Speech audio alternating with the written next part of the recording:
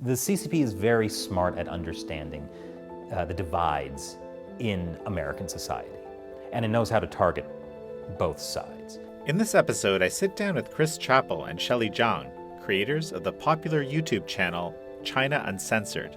Chinese people just are living in this propaganda. They live and breathe in this propaganda every day. They've been covering Chinese Communist Party propaganda efforts and narrative warfare for over a decade. There is a lot the U.S. can do to challenge the Chinese Communist Party. The idea that, we can't because we don't want to risk nuclear war or any other kind of kinetic war, they want us scared. There's a lot the U.S. can do, especially with China facing pretty unprecedented economic troubles right now. This is American Thought Leaders, and I'm Jan Jekielek. Chris Chappell, Shelley Zhang, such a pleasure to have you on American Thought Leaders. It's great to be here. Yeah, definitely. So let's talk a little bit about what China Uncensored is. I mean, as far as I can tell, you guys have been around for 12 years now. It's incredible how fast time flies. Tell me about what the idea behind this show is in the first place, just for the benefit of our audience. Sure. So I started it in 2012, which was a very different political landscape at the time. People were still thinking of China kind of fresh off the 2008 Beijing Olympics, that wonderful opening ceremony. Oh, it was so interesting. The goal of the show was to help Americans see the Chinese Communist Party for what it was. It puts a lot of effort into shaping how Americans think about the Chinese Communist Party. The overarching thing they want Americans to think is that China, the Chinese Communist Party, is not a threat. They are very good at, they looked at what happened with the Soviet Union during the Cold War, and they're very much like, we don't want to be in that position. How do we, use our language, our messaging, even how they frame events in the world to be to their benefit, and then they can use that as part of their influence operations, when they talk to American business people, American politicians, even, social media influencers. They will take these messages from the CCP's narrative warfare and parrot them without even realizing that they're doing it.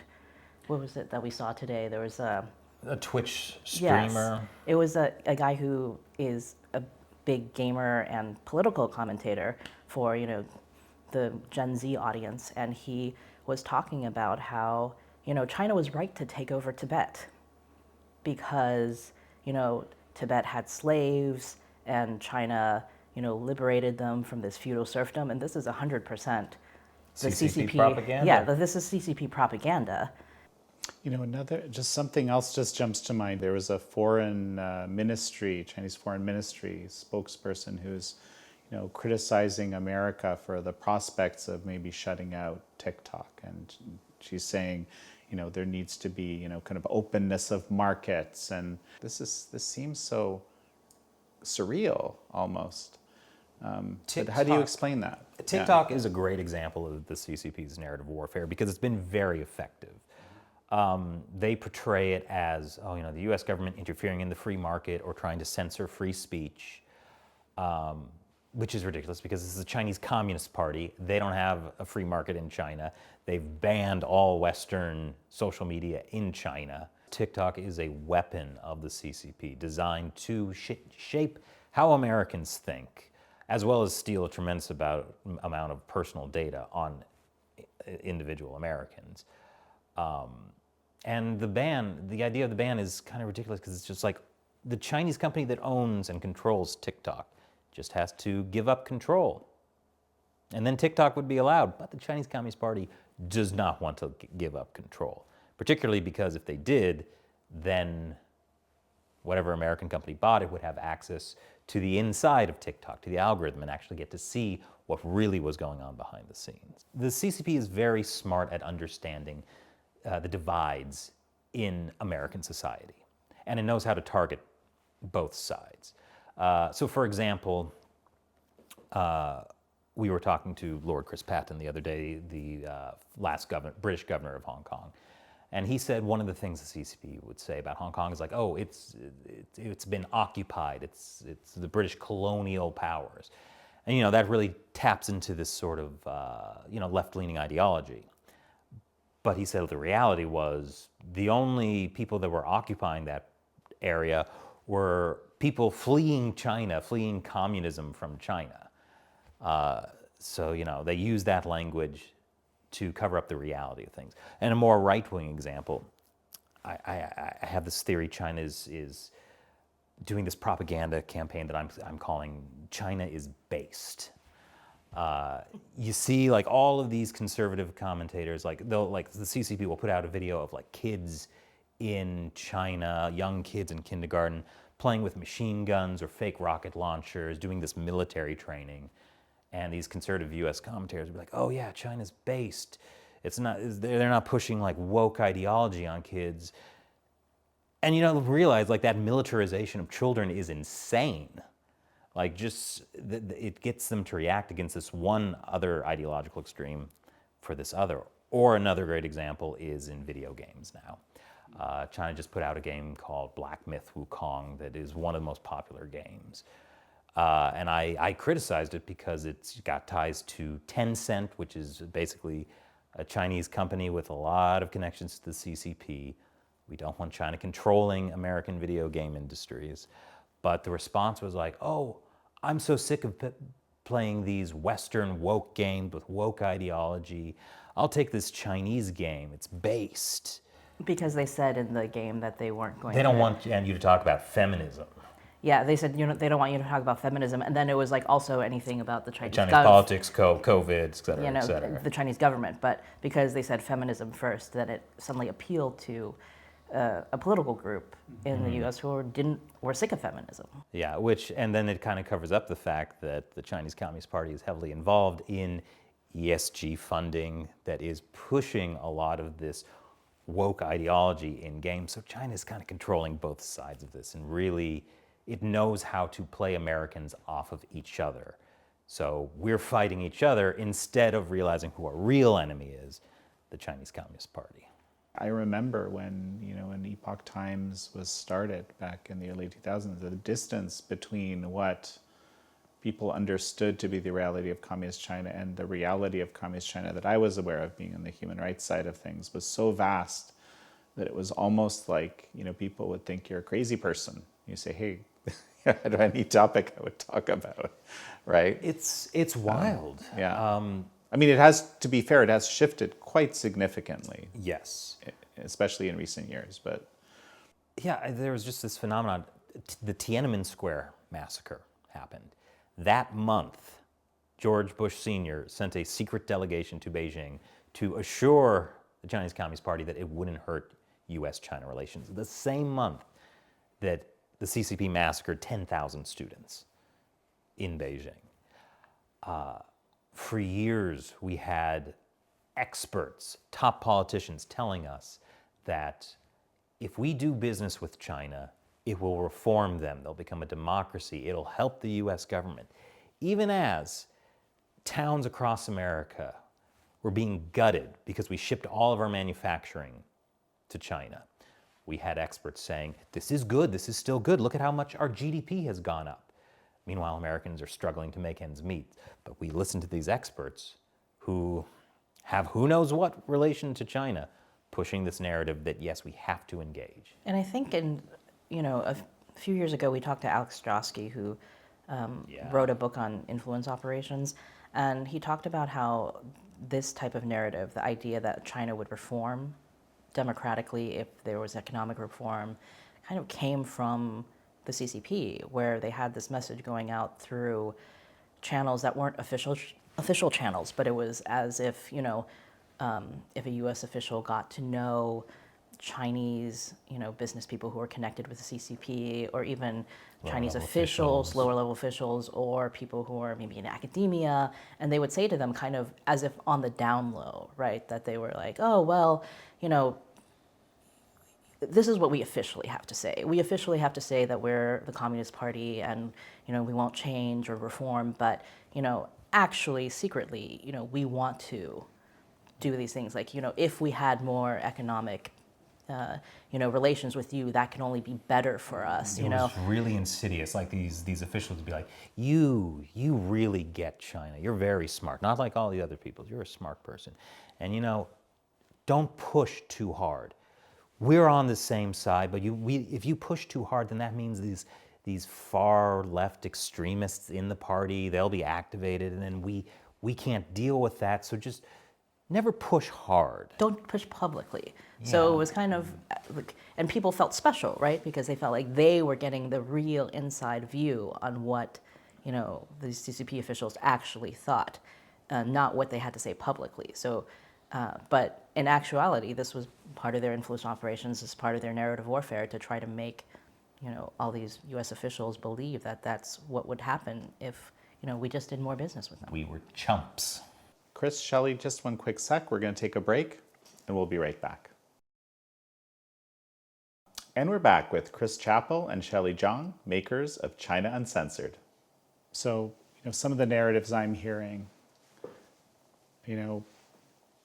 Chinese nuclear proliferation has been going kind of full tilt in a way that's been underestimated by Western intelligence. Not just the military growth, the building of ships, all sorts of areas has been huge. Xi Jinping, again, recently openly talking about preparing the country for war, appearing in, camo fatigues and everything else. It seems like a significant threat. Why risk? Why risk war? That is a powerful narrative they're pushing. First of all, Xi Jinping has been appearing in fatigues and saying to prepare for war since he came to power in 2013. That happens all the time. There is an unprecedented military buildup in China that should not be dismissed. I know some people are like, it's all made in China. That's a dangerous way to take it. Or, they have more ships than our Navy, but we have bigger ships. Better ships. That's not a great way to approach it. But the Chinese Communist Party wants Americans scared. The idea of do you really want to defend Taiwan? Is it worth a nuke in Los Angeles? Yeah, there was actually a few years ago an opinion article in the Business Insider that basically said that it was about, is Taiwan worth risking nuclear war? Everything in there was essentially exactly what the CCP would want to be out there, because they want you to be too scared to make a move, right? And it's incredibly defeatist because there is a lot the U.S. can do to challenge the Chinese Communist Party. One great example would be to just expose the corruption of top CCP officials. This would be a powerful narrative warfare tactic the U.S. could use, because the Chinese Communist Party, say we just sanctioned China, the CCP would tap into the narratives like, these imperialist Americans hurting us Chinese people. Don't worry, the Chinese Communist Party will protect you. Shore up support for the Communist Party. But if the U.S. is specifically targeting the corruption of top leaders, they can't really use that line, because the Chinese people see, wait, you guys at the top are actually pretty rotten. So that's just one example of a tactic the U.S. could use. The U.S. can do so many things to fight China, and the idea that we can't because we don't want to risk nuclear war or any other kind of kinetic war, they want us scared. But there is a lot the U.S. can do, especially with China facing pretty unprecedented economic troubles right now. The Trump administration was great with the tariffs. The Biden administration kept those tariffs and did the CHIPS Act. There's a lot of levers the U.S. still has to solve the problem, I think. We're Americans. We don't have to give up. We don't surrender. I recently have been thinking a lot about public diplomacy and kind of the lack of, frankly, most Western liberal democracies using that. It was a very powerful tool, notably incredibly valuable as part of the Reagan administration's efforts in seeing the end of the Soviet Union happen. But what you talked about right now it was a form of public diplomacy. It's because really you're communicating to the Chinese people. I mean, I think when you look at what the CCP cares about with narrative warfare, you should look at the propaganda that they're putting out, but you should also look at what they're trying to censor. There are social media channels, even on Twitter, X, where people are posting all of these videos and things that are appearing on the Chinese internet being immediately censored. A lot of them are things like, lots of small protests against, banks for financial malfeasance, companies for not paying their employees on time, real estate companies for like the loss of people's investments in their homes and things like that. And so you can see the cracks in the CCP's society and what they've tried to build and the things that they're worried about that they're censoring and the things that Chinese people care about. So there is a lot of messaging I think we can do about, this is the reality of what's happening, because a lot of Chinese people don't know that there are these protests, right? They don't know that, things like that are happening in China. And if the CCP keeps people in the dark like that, then there is this feeling like, well, it's hopeless to go against the CCP, right? There's no point in speaking out or trying to, improve things. But just exposing some of these things that are happening, telling the truth about the lies that the CCP has in their narratives. Many Chinese people don't even know the Tiananmen Square massacre happened. A lot of young people, yeah. But things like that, like those are things. Also, essentially refuting the CCP's narratives about America, I think, in a lot of ways, because, if you watch the evening news in China, the CCTV evening news, like this third section of the news is always about international news, and it's essentially always about how chaotic and dangerous the rest of the world is, especially, liberal democracies. They're full of chaos and violence and things like that. It's kind of comical, actually, like, what they put in there to try to make the U.S. look bad. And we never try to, debunk. Yeah, I don't even know if you have to respond to that white paper, but it's kind of like where is the impetus in the U.S. government to talk about why America is great? I don't know why every politician and media organization in the U.S. isn't like they're harvesting organs of prisoners of conscience in China. Like that just sums it up. China uses rape as a form of torture. That's a message that needs to be out there. The flip side of what Shelley is saying is it's not just messaging to the Chinese people, but it's also messaging to the American people. So Americans know the reality of life under communism in China. And also, the same thing about the U.S. has its problems, but the U.S. and the Chinese Communist Party are not equivalent evils. That's something a lot of people believe. A lot of people believe the U.S. is actually worse. U.S. does not use rape as a form of torture. We are not harvesting the organs of prisoners of conscience. And that's narrative warfare, to just say the truth. Saying the truth is the greatest weapon we have.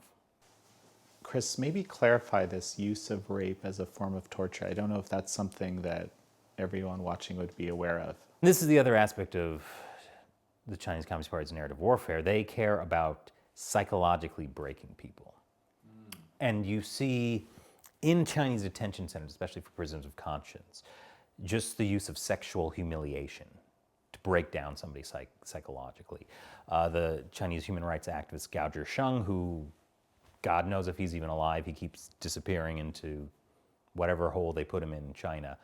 He documented a lot of Falun Gong practitioners in China telling stories of incredible sexual abuse, electric cattle prods being shoved into their genitalia, women being stripped naked and thrown into a prison cell with a bunch of men to be gang raped. This is part of how they torture people, to break them down, to get them to be moldable and pliable. This is standard tactics for them. I think when it first became more apparent what was happening to the Uyghurs, there was, people who testified in front of Congress even about women being raped in these vocational education camps, detention centers, things like that, systematically. It wasn't just, Some guard Yes. abusing his position. this was condoned and, perpetrated across the system. Especially with the case of, I know Falun Gong, they have like meetings and experts on how to break Falun Gong practitioners. So these are tactics they've developed and refined specifically to use. So again, this is not just some prison guard doing Abusing a isolated Pauser, abuse. yeah. This is the practice. And so this is why I think this is very powerful narrative warfare. If everyone understands China uses rape as torture, then when someone like John Kerry comes up and says, well, we need to work with China on climate change, it's like, China uses rape as a form of torture. We're going to work with them? Are they a trustworthy competitor or other nation? No. So it's very interesting. We've been talking primarily about narrative warfare of the Chinese regime against the US and perhaps against the Western world, more broadly speaking. But you just started talking about internal narrative warfare, or internal use of narratives. And what would you say is the biggest thing, or perhaps most important thing that you've learned newly over these last 12 years of running this show? One thing I have learned over the course of doing the show is there's this idea that we're at the end of history, that after the Cold War, the march of progress had concluded, and everything's, we can do business with like Putin and China, everything's fine, democracy has won. The reality is most of the world is under dictatorship. The light of freedom and democracy is very fragile, and it must be protected and fought for. Otherwise, darkness is always there, ready to swallow us up, and we can't give in to despair or attack our own values, allow the darkness to corrupt us and think that, maybe our society is actually the evil of the world. We need to embrace what is good, because otherwise it won't last. Well, Shelley Zhang, Chris Chappell, such a pleasure to have had you on. It was great. Thank you all for joining Chris Chappell, Shelley Zhang, and me on this episode of American Thought Leaders. I'm your host, Jan Jekielek.